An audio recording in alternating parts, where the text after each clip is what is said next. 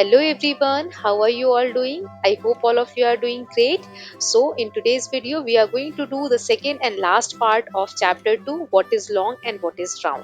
Okay, first part हम already cover कर चुके हैं. आप सारी वीडियोस के लिंक डिस्क्रिप्शन बॉक्स में देख सकते हैं और वहां से सारे चैप्टर्स को वॉच कर सकते हैं. ओके, तो चलिए पार्ट 2 कंटिन्यू करते हैं. In this part, we are going to study a very beautiful story. कि बहुत ही प्यारी छोटी सी स्टोरी है, उसको हम पढ़ेंगे. Let us just read it together. So name of the story is Wise Grandmother. बुद्धिमान दादी माँ. ये कैसे? तो चलिए स्टोरी को रीड करते हैं. Once there was a little lamb. Now what is the meaning of lamb? आप लोगों ने sheep सुना है? sheep मतलब भेड़. भेड़ का जो बेबी शीप होता है उसको हम लैम्ब बोलते हैं. तो एक बार की बात है, एक क्यूट सा बेबी लैम्ब था, जैसा आप यहाँ देख पा रहे हैं. So lamb was going to meet her grandmother. वो अपनी दादी से मिलने जा रहा था. अब रास्ते में क्या हुआ? The wolf saw the lamb. एक भेड़िया आया और उसने लैम्ब को देखा and wanted to catch her, और उसको पकड़ने की कोशिश की कि मैं खा जाता हूँ इसको. लेकिन लैम्ब ने कहा, please don't eat me now, let me first go to my grandmother's place and grow big. Please आप मुझे अभी मत खाओ, मुझे अपनी दादी के घर जाने दो. वहां मैं जाऊंगा और खूब सारा खाना खा के जल्दी जल्दी बड़ा हो जाऊंगा. तब जब मैं वापस आऊं तब तुम मुझे खा लेना. तो यह सुनकर भेड़िए ने कहा, वुल्फ ने कहा, ओके यू मे गो. तो भेड़िए ने कहा, ठीक है तुम जाओ, जब तुम उधर से आओगे तब मैं तुम्हें खा लूंगा. Now what happened when lamb reached to grandmother's home, told everything about the wolf. उसने अपनी दादी को सारी बात बताई. फिर क्या हुआ?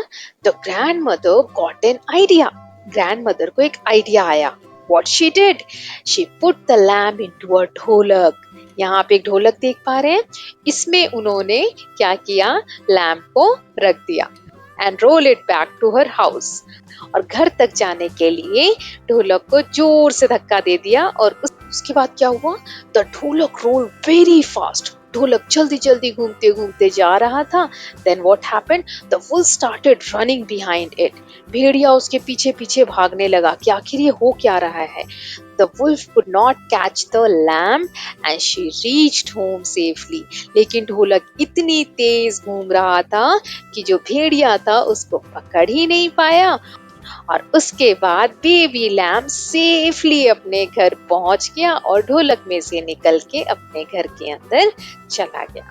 सो बहुत ही प्यारी स्टोरी थी. आप लोग एक बार और देखिए इसको अच्छे से समझने के लिए. लेकिन ये स्टोरी थी क्यों? चलिए हम आगे वाले पार्ट्स में समझेंगे इसको. Let's start with the next part. Let us slide. Children are playing carom as shown below. बच्चे यहाँ जैसा आप देख पा रहे हैं कैरम का गेम खेल रहे हैं. You can also play and see how a striker slides to reach the corner. आप भी खेलिए और देखिए कि स्ट्राइकर कैसे स्लाइड करता है. यहाँ पे नए नए वर्ड्स आ रहे हैं. Slide. Okay, now what this boy is saying, my striker. Striker को हम हिंदी में गोटी भी बोलते हैं. Rolled instead of sliding. Rolled मतलब क्या होता है, स्लाइड मतलब क्या होता है, ये हम अब समझेंगे. Okay, let's see what is the difference. So ये हमारा कैरम बोर्ड है और इस तरीके से इसमें स्ट्राइकर होता है. ओके, इससे हम पुश करते हैं और फिर बाकी की जो गोटियां यहाँ पर आप देख पा रहे हैं, जो बाकी के कॉइन्स है, इसको हम कॉर्नर्स तक लेकर जाते हैं. ओके, लेट्स सी कैसे. As you can see here, so जैसे कि स्ट्राइकर ने स्ट्राइक किया, सारी जो कॉइन्स हैं वो स्लाइड हो गए. मैं आपको स्लाइड और रोल में डिफरेंस बताती हूँ. एक और एग्जांपल, जैसे कि यहाँ पर ये बच्चा क्या कर रहा है? स्लाइडिंग. ये बच्चा झूले से फिसल रहा है. अब रोलिंग के एग्जांपल देख लेते हैं. बॉल. बॉल क्या हो रही है? रोल हो रही है. रोलिंग का मतलब है जब कोई ऑब्जेक्ट खुद ही घूमता रहे. ओके, या उसको अगर हम फोर्स लगा रहे हैं तो वो मूव होना, घूमना शुरू कर दे, वो होता है रोलिंग. तो जो बेबी लैम्ब था उसको जब ढोलक में रखा तो वहां पर हमने क्या लाइन पढ़ी थी? द ढोलक रोल्ड वेरी फास्ट. राइट, मतलब ढोलक बहुत तेज रोल हुआ क्योंकि ढोलक अपने आप में इस बॉल की तरह रोटेट हो रहा था। राइट, यही हमने पढ़ा था। अब हम ऐसा एग्जाम्पल देखते हैं जिसमें स्लाइडिंग और रोलिंग दोनों हो रही है। तो यहाँ पर आप देख सकते हैं कि ये जो बॉल है, बॉल खुद में भी रोल हो रहा है और स्लाइड भी हो रहा है। राइट, सो आई होप आपको स्लाइडिंग और रोलिंग में डिफरेंस क्लियर है। एक दो बार आप देखेंगे तो आपको क्लियर हो जाएगा। अब एक एक्सरसाइज दी हुई है, इसमें हमें स्लाइडिंग और रोलिंग बताना है।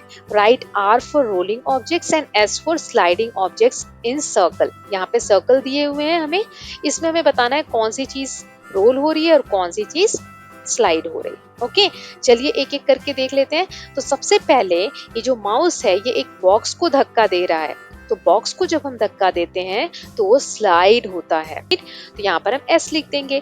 देन बॉल, बॉल मैंने अभी आपको बताया रोल होता है, तो यहाँ पर हम आर लिख देंगे। Then this girl is sitting. अब गर्ल अगर इस झूले पे से फिसलेगी तो वहां पर क्या होगा, स्लाइडिंग, तो हम यहाँ क्या लिखेंगे, एस। नाउ दिस कैप, यहाँ पर कैप है, कैप अगर फिसल रही है तो स्लाइडिंग होगा। ओके, नाउ वाटर बॉटल जैसा कोई एक ऑब्जेक्ट है, यहाँ पर क्लियर नहीं है पिक्चर में बट कुछ ऐसा रोल जैसा ऑब्जेक्ट है, तो वो रोलिंग होगा, वो खुद भी घूमेगा। Okay, then here we can say कि यहाँ पर एक लकड़ी का लॉग रखा हुआ है, लकड़ी का एक देख सकते हैं टुकड़ा है, उसको अगर कोई धक्का देगा तो वो रोल होगा ढोलक की तरह। राइट, सो आई होप ये आपको रोलिंग और स्लाइडिंग अच्छे से क्लियर है। Now let's move ahead. यहाँ पे अगला क्वेश्चन कह रहा है, collect different objects from your surroundings and see if they roll और स्लाइड। हमें कुछ चीज आसपास से उठानी है और हमें देखना है कि वो चीजें रोल करेंगी या स्लाइड करेंगी। ओके, सो सबसे पहले मैं यहाँ पे स्लाइडिंग के एग्जाम्पल दे रही हूँ। आप यहाँ देख सकते हैं, this boy is pushing this box. Okay, अब पुश करने पे ये बॉक्स आगे की तरफ स्लाइड हो रहा है। ऐसे ही एक और एग्जाम्पल है स्लाइडिंग का, इस पे ऑब्जेक्ट्स दोनों तरफ स्लाइड हो रहे हैं। Now let's move ahead. Here it is saying, do you see things which can do both roll and slide? अगर हाँ, so we have to discuss it. क्या आपने ऐसी चीज देखी है जो रोल भी करे और स्लाइड भी करे? Yes, I just told you an example, isn't it? मैंने अभी आपको बताया, बॉल का एक एग्जाम्पल दिया जो रोल भी कर रहा है और स्लाइड भी कर रहा है। नाउ मैं यहाँ पर आपको एक और एग्जाम्पल देती हूँ। ये लड़का साइकिल चला रहा है, this boy is riding a bicycle. Okay, अब इनके जो व्हील हैं, साइकिल के जो व्हील हैं, पहिए हैं, वो आप देखिए, पहिए रोल भी हो रहे हैं और आगे की तरफ भी बढ़ रहे हैं, स्लाइड भी हो रहे हैं। राइट, सो ये भी एक एग्जाम्पल हो सकता है ना। ऐसे ही आपको भी कुछ एग्जाम्पल्स बताने हैं। अब नेक्स्ट है think and do. Find whether the following objects roll, slide और कैन डू बोथ। हमें बताना है ये ऑब्जेक्ट्स कौन से स्लाइड कर सकते हैं, कौन से रोल कर सकते हैं, कौन से दोनों कर सकते हैं। तो जो कर सकते हैं तो हमें टिक लगाना है, जो नहीं कर सकते तो हमें रॉन्ग का निशान लगाना। Okay, let's do the first object, ball. Ball roll कर सकता है, यस, हमने देखा था। स्लाइड कर सकता है, यस। जब रोल भी कर सकता है, स्लाइड भी कर सकता है, मतलब दोनों कर सकता है, तो यहाँ तीनों जगह यहाँ पर टिक आ जाएंगे। Next is pencil box. Pencil box roll कर सकता है क्या? नो। आप अगर पेंसिल बॉक्स को धक्का देंगे वो रोल नहीं करेगा, स्लाइड करेगा। तो रोल की जगह हम रॉन्ग कर देंगे, स्लाइड की जगह राइट कर देंगे। अब कोई एक ही चीज कर सकता है तो यहाँ पर भी क्या आ जाएगा, रॉन्ग आ जाएगा, क्योंकि roll as well as slide जो दोनों करेगा तभी यहाँ पर टिक आएगा। Okay, now book, if you will push the book, वो भी रोल नहीं करेगी, स्लाइड करेगी, और क्योंकि सिर्फ स्लाइड करेगी तो यहाँ भी रॉन्ग आएगा। नाउ ऑरेंज, ऑरेंज को अगर आप ऐसे धक्का देंगे तो ऑरेंज रोल भी करेगा क्योंकि गोल है, बॉल की तरह है, सर्कल है, तो स्लाइड भी करेगा, रोल भी करेगा, दोनों चीजें करेगा। Let's see some more examples. Water bottle, water bottle क्या रोल करेगा? यस, अगर आप उसको ऐसे लिटा के रखेंगे और धक्का देंगे तो वो रोल भी करेगा, स्लाइड भी करेगा। ऐसे खड़ी है वाटर बॉटल, इसको आप धक्का देंगे तो स्लाइड करेगा। Okay, so we will put right here also, क्योंकि दोनों चीजें करेगा। नाउ यहाँ पर आप एक केन देख पा रहे हैं, ये रोल भी करेगा अगर आप इसको ऐसे, ये तो हॉरिजॉन्टल वे में रखेंगे तो ये स्लाइड भी करेगा, अगर जिस पोजीशन में ये है वैसे आप धक्का देंगे तो, इसीलिए ये दोनों करेगा, तो यहाँ भी राइट का निशान है। नाउ स्पून, स्पून को रोल नहीं करा सकते हैं, राइट। तो यहाँ रॉन्ग आ जाएगा। हाँ, लेकिन अगर आप स्पून को धक्का देंगे तो वो स्लाइड करेगा। ओके, सो दोनों नहीं करेगा, इसलिए यहाँ भी रॉन्ग आ जाएगा। नाउ पेपर कोन, पेपर कोन जो है वो रोल भी करेगा, स्लाइड भी करेगा, मतलब दोनों चीजें करेगा, तो सभी में राइट का निशान आएगा। अब नेक्स्ट पार्ट में here we are having project work. कुछ प्रोजेक्ट वर्क हमें करने को दिया गया है, 3 क्वेश्चन दिए हैं, एक एक करके देख लेते हैं। पहला है कलेक्ट कार्डबोर्ड बॉक्सेस लाइक शू boxes, empty food boxes, fruit boxes etcetera.